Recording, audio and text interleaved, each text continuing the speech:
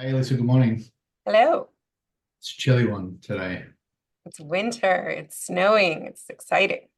Yeah, it's not chilly, FTC enforcement. We would Okay. call it white hot. It's quite hard. So I wanted to talk to you about that today. There seems to be some action there with Rite Aid, X Mode, with the FTC, and then with the ICO with HelloFresh recently. So let's kick it off with Rite Aid. What do we need to know there? Sure. Towards the end of last month in December, the FTC announced a settlement with Rite Aid, and it focused on the use of biometric information, use of facial recognition technology offered by a third-party vendor to help prevent fraud. And the problem with how the service was being used is that there were a lot of false positives. And so the FTC took issue with that because that was causing consumer injury in terms of the false positives that were put into a bucket of potentially alleged fraudsters. And I thought it was just such a good example of we focus so much on ad tech and advertising and marketing practices when it comes to privacy. But you're not out of the woods when you're using sensitive personal information for other commercial reasons, including fraud prevention if you don't have sufficient safeguards built in. That's a great point. It's not just targeted advertising. It was about employees logging in.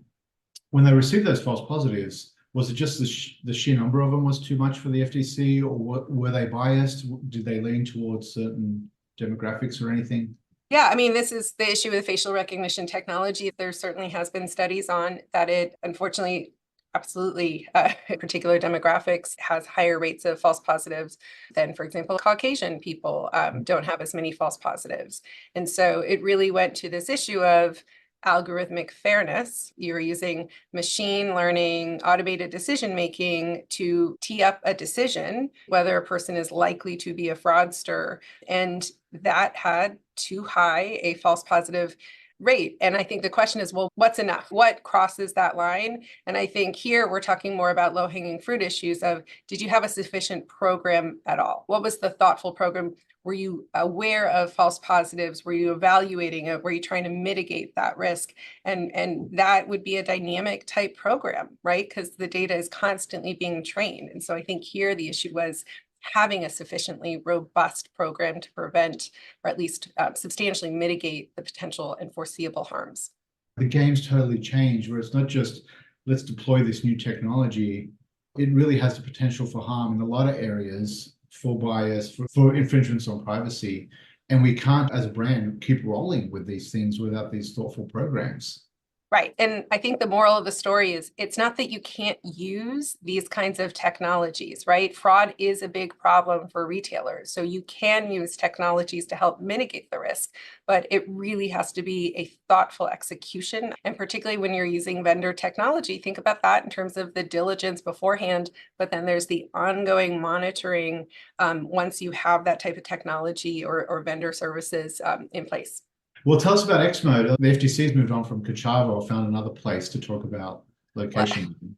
I think it's another kind of example of the FTC not looking away from precise geolocation and really taking a hard look about what is the commercialization of precise geolocation when you haven't, again, taken appropriate mitigation measures. And so here, the allegations were that X Mode, in this case, it was in the ad tech context, but wasn't removing from the raw data certain particular sensitive locations like reproductive health care sites, medical sites, religious sites. And because they hadn't taken some of those steps and they were selling the data, that was considered to be an unfair practices because of the foreseeable harm to that.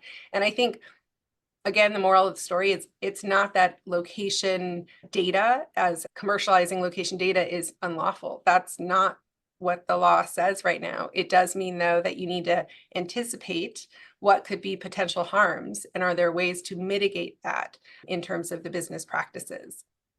What were some of the differences there with Kachava, just in the facts, or maybe in how the FTC approached it, or maybe even how Kachava and X Mode responded? I think they're actually really similar allegations. I think the distinction here is that X Mode settled with the FTC. So we have a settlement order, whereas with Kachava, that's in litigation. Gotcha. And then lastly, with HelloFresh, the ICO fined them £140,000 for 80 million emails that they sent without consent. What do you think of that? You're seeing this contrasted against what the FTC is doing, where they're digging in on personal data. It kind of made me wonder, all right, this was an email, like I get it, but it's not like it's your location. Well, I think we have both sides of the spectrum, right? We're talking about personal information, and is there risk associated with how the company is using, right, for business purposes, that information? And so on the one side of the spectrum, you've got the highly sensitive personal information that comes with particular obligations. But just because you have a data point like emails, that doesn't mean that you're off the hook either there. And we've actually seen the FTC enforce with emails and not complying with CAN spam recently with the Experian matter. So in HelloFresh, I think the point goes to also data provenance. You've got all these emails. Do you know how you obtain them? Did you obtain them directly from the individual to email, or did you obtain them potentially from third-party sources where you might not have consent to do the kind of marketing outreach, and maybe you don't have visibility in your environment to know the difference, but that's not really a defense to a regulator where you did have to have certain levels of permission to do that outreach.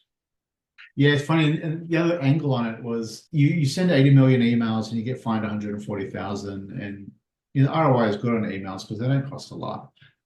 So one way to think about it, I'm not advocating for bigger fines, but 140 grand on 80 million emails. I saw somebody on LinkedIn saying that that's $1.38 CPM. Like, actually not that bad. Maybe companies would do that. So it makes me wonder if those kinds of enforcement actions are enough without some serious consumer backlash on some of these things. I mean, I think about, like, is it a deterrent for other companies, right? Is that the point of the fine, or is it a consequence, a penalty to the company that's in trouble? Because often when you're determining fines by the regulator, you do see the financials of the company and you see their ability to pay. And so the number, it's pretty painful for that company in that environment, even though we kind of in the peanut gallery can say that's high enough, that's too high, that's not high enough.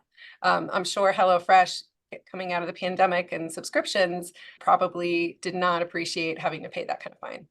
Gotcha. Yeah, I appreciate that. Well, Elisa, when you said that enforcement was going to be a big thing this year, I didn't realize it would happen kind of this quickly. On January 17, we'll be talking about it already with some good examples. So thanks. We'll keep watching it.